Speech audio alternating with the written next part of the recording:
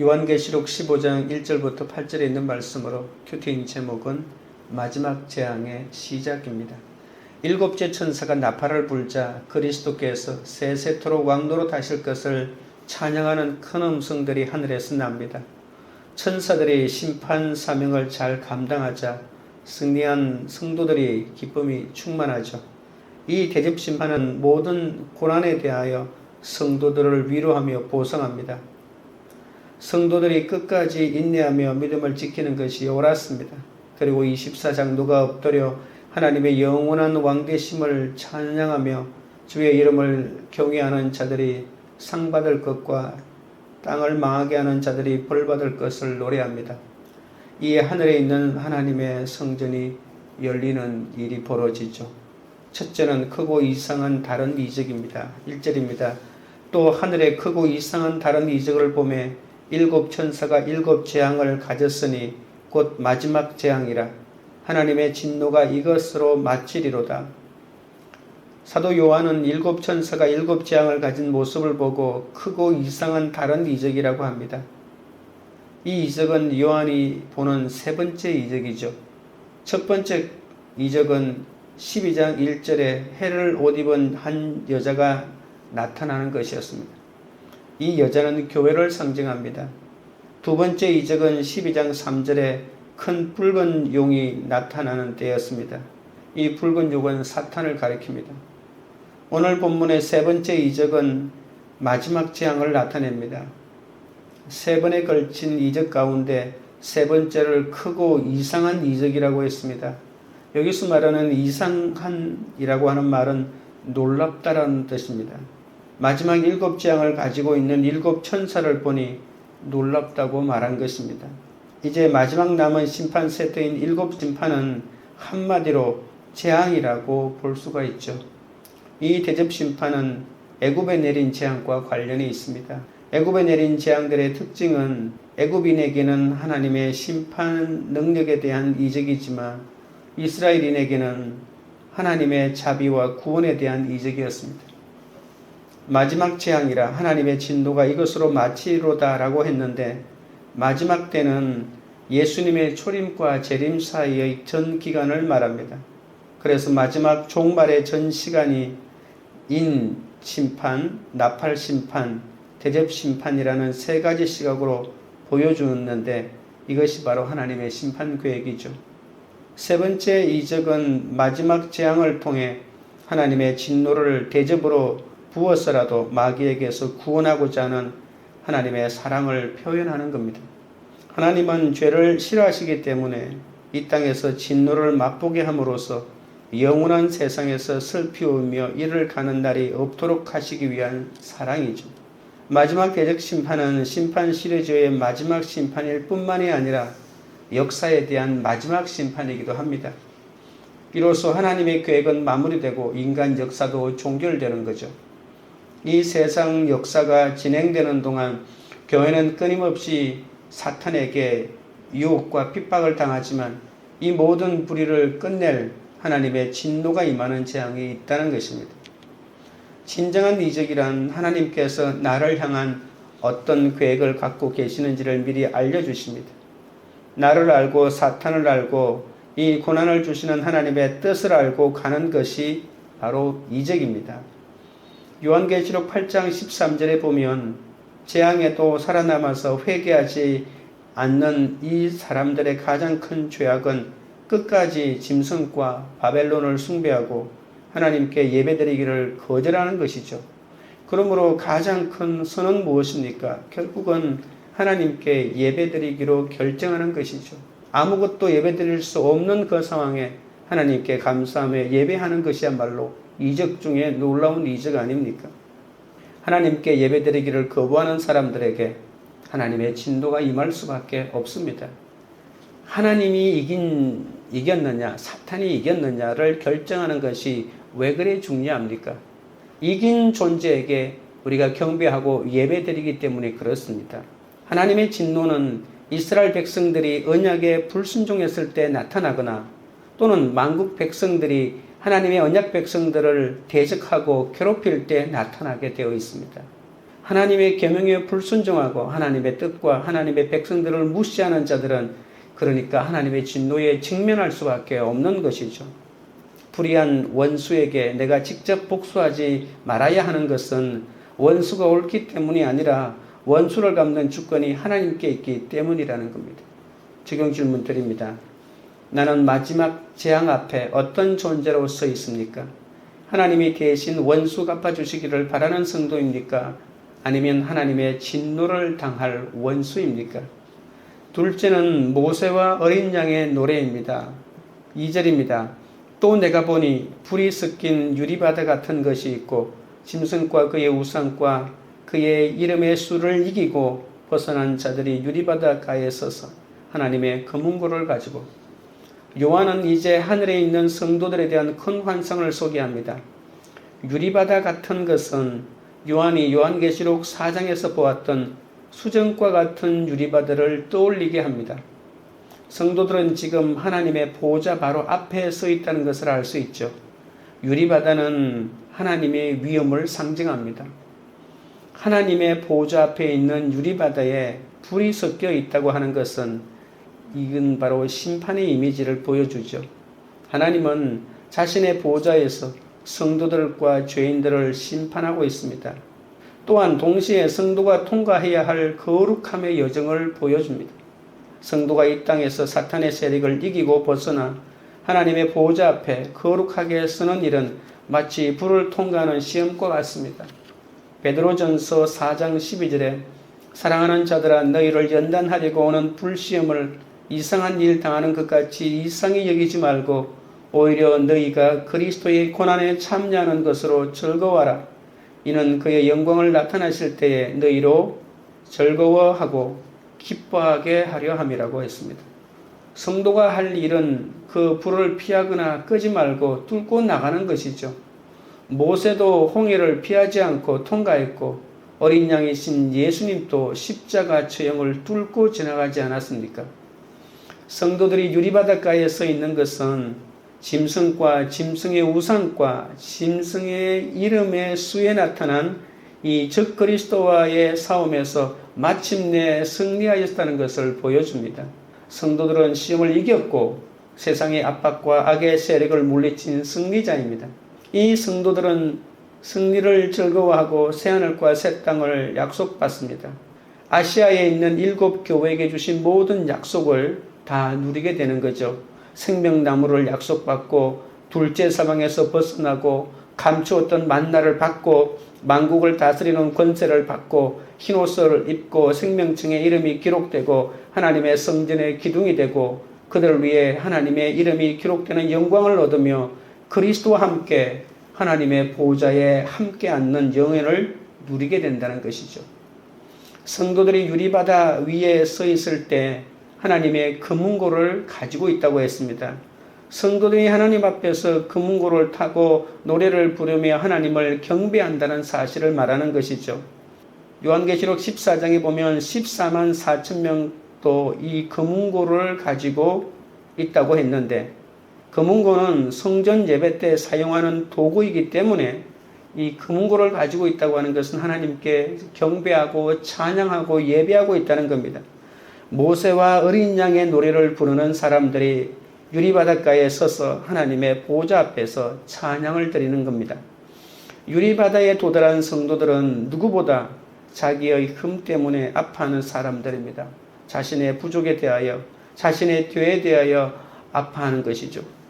다윗은 인생의 불바다를 지나면서 하나님을 찬송하게 되었습니다. 그러나 사울은 자신을 스스로 책임지려고 했기 때문에 그냥 자신이 괴로운 만큼 다윗을 평생 탓하면서 미워하다가 죽었지 않았습니까?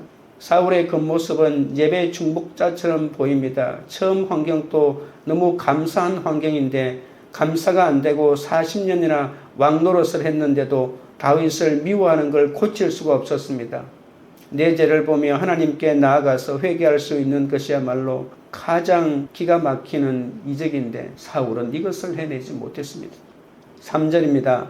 하나님의 종 모세의 노래 어린 양의 노래를 불러 이르되 주 하나님 곧 전능하신 이시여 하시는 일이 크고 놀라우시도다. 만국의 왕이시여 주의 길이 의롭고 참되시도다. 성도들은 금은고를 가지고 모세의 노래를 부른다고 했습니다.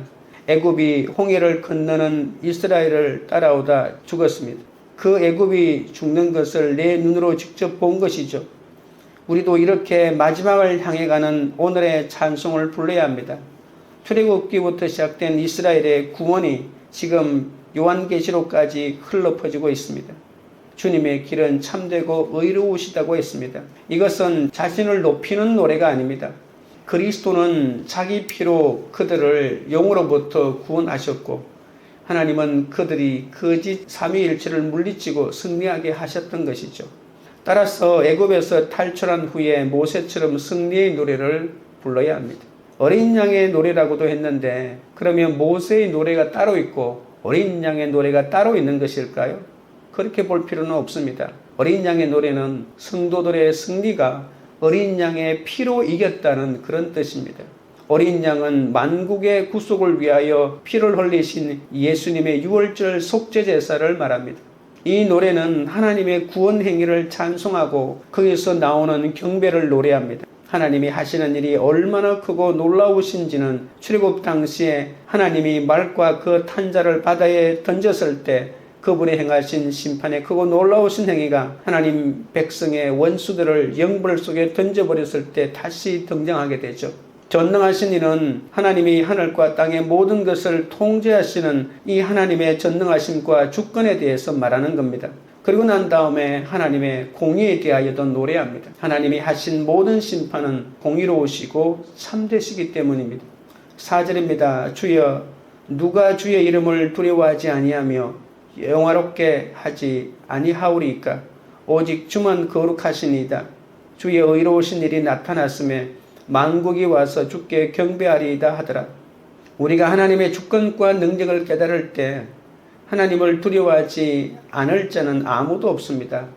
출애굽기 15장 11절에 여호와여 신중에 주와 같은 자가 누구니까? 주와 같이 거룩함으로 영광스러우며 찬송할 만한 위엄이 있으며 기이한 일을 행하는 자가 누구리까? 라고 하지 않았습니까?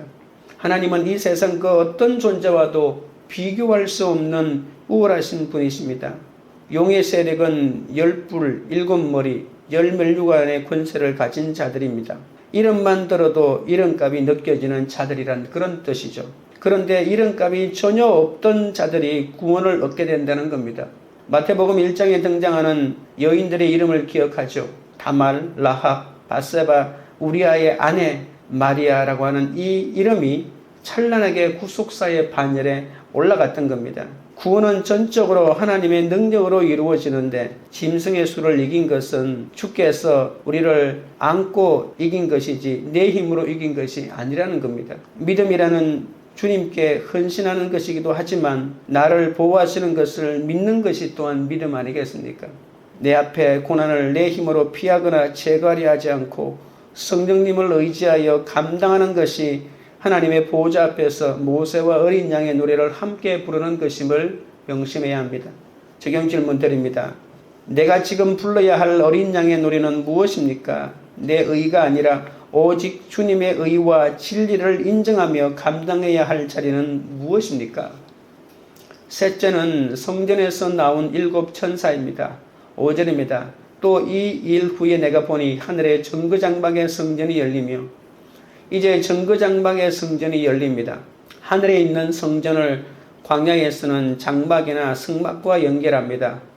여기에 정거라고 하는 말을 덧붙인 것은 십계명이 이스라엘 율법의 중심이라는 것을 증거하기 위해 언약궤 안에 두었던 돌판을 암시하죠. 구약에서는 언약궤를 정거궤라고도 합니다. 하늘에 있는 정거장막이 열린다고 하는 것은 심판이 임한다는 거죠. 요한계시록 11장 19절에서도 하늘에 있는 하나님의 성전이 열림으로 종말의 심판을 예고하지 않았습니까? 6절입니다. 7 재앙을 가진 7 천사가 성전으로부터 나와 맑고 빛난 세마포 옷을 입고 가슴에 금띠를 띠고 하늘 성전에서 7 천사가 나옵니다. 이 천사들은 죄인들에 대한 하나님의 심판 선고를 수행하기 위하여 7 재앙을 가지고 있습니다. 이 재앙은 땅에 신들에 대한 하나님의 주권을 보여주고 땅에 거하는 모든 자들을 이 여호와 하나님 앞에 무릎을 꿇으라고 촉구하고 있는 것이죠. 7 천사는 맑고 빛난 세마포 옷을 입고 있습니다. 세마포는 제사장들이 입는 옷이잖아요.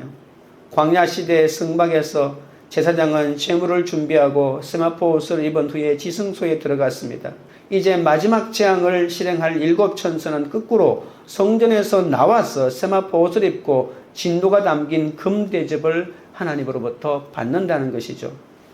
7 대접은 마지막 재앙입니다. 이 진노가 사랑이라는 것을 알려주는 이 제사장 역할을 이 천사들이 하고 있다는 것이죠. 요한계시록 19장 8절에 의하면 맑고 빛난 세마포는 어린 양의 신부에게 주어지는 옷이기도 합니다. 7 천사의 순결함과 영광을 보여주기도 합니다. 믿는 자는 이미 천국을 누리고 있기에 내가 천국 모델이 되어야 합니다. 여러분, 우리가 구약에 하나님께서 나라를 들어서 심판의 도구로 사용했습니다. 아수르와 바벨론 같은 나라가 하나님의 심판의 막대기가 되어서 이스라엘을 멸망시키는 하나님의 도구가 되었죠. 그러나 그때 하나님의 도구로 사용되어 있는 아수르와 바벨론이 의롭기 때문에 하나님의 도구로 사용된 것이 아니죠. 그런데 마지막 심판 때 하나님의 도구로 사용되는 천사들은 얼마나 순결하고 거룩한지 모릅니다. 그러니까 우리들도 복음을 전하고 하나님의 구원을 선포하는 자로서 우리도 정결한 삶을 살아야 한다는 것입니다. 우리는 말로만 가지고 심판을 선포하는 자가 되어서는 안 됩니다. 우리의 삶이 천국을 살아가는 사람의 모델을 보여주어야 하는 것이죠. 우리의 입에 말만 듣고 예수 그리스도를 믿는 것이 아니라 우리의 삶의 모든 면을 보고 우리가 전하는 이 복음이 진짜라고 하는 것을 또한 깨닫게 될 수도 있기 때문에 복음을 전하는 우리가 천국의 모델로서 삶을 살아야 한다고 하는 것을 이 본문에서 읽어낼 수가 있습니다. 이 7 천사는 가슴에 금띠를 띠고 있습니다.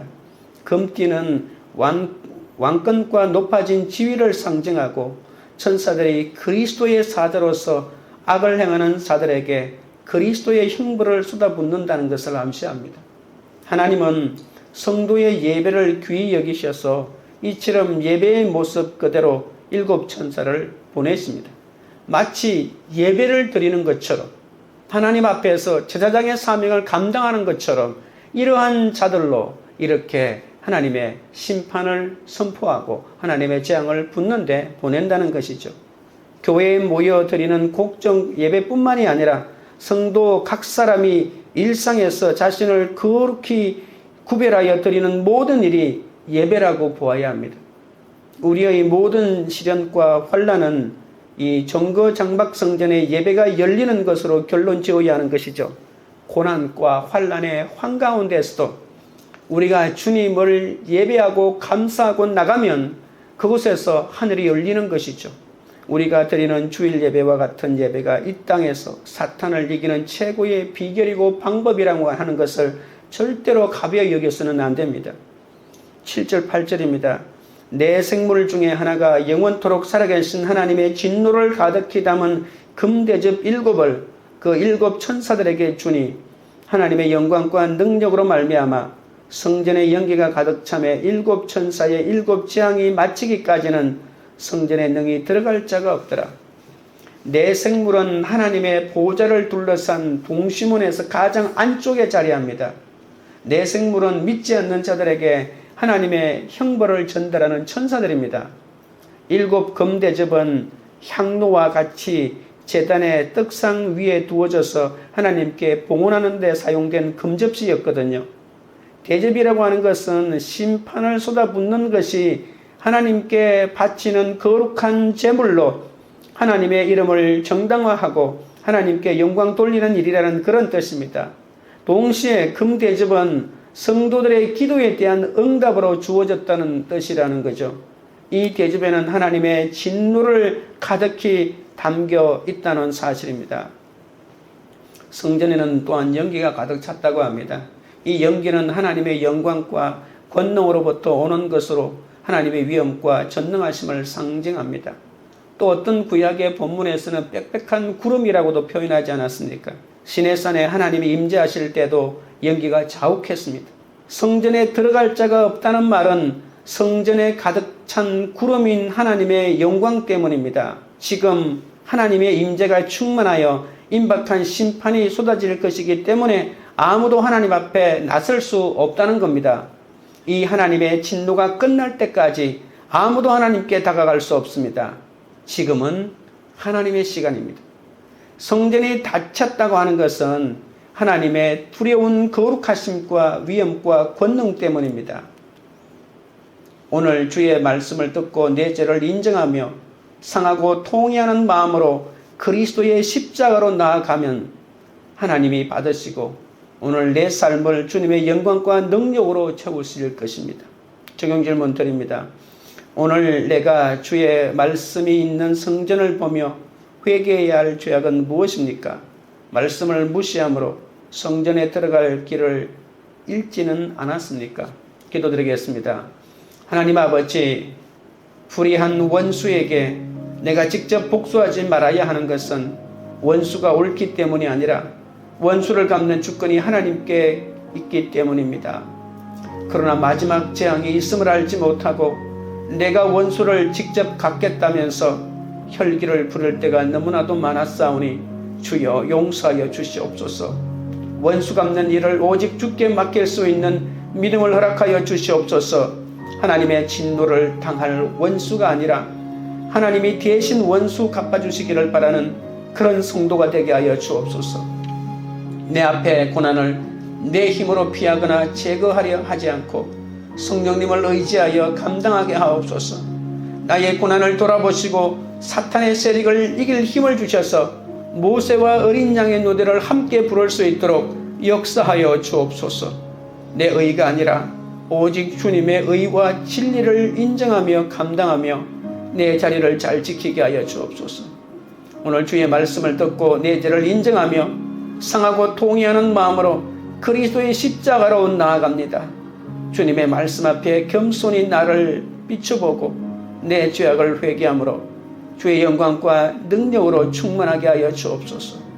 하나님의 말씀을 무시함으로 성전에 들어갈 길을 잃어버리지 아니하도록 붙들어 주시옵소서.